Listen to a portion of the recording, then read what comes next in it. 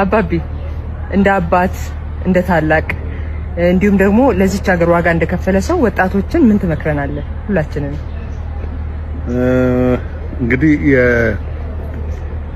ሁሉ ጊዜ ሀገር በሽግግር ያድጋል። በኋላ በፊት የሰራው ለፊተኞች ያስተላልፋል፣ ለፊተኛው ደግሞ ይቀጥላል። እንደዛ ነው።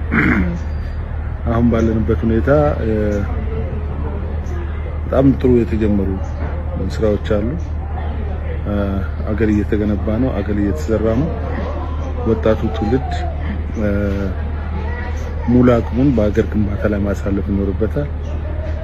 ሙሉ አቅሙን የጋራ ሀሳብ በመፍጠር የጋራ ሀሳብ በመገንባት ላይ ማትኮር ይኖርበታል።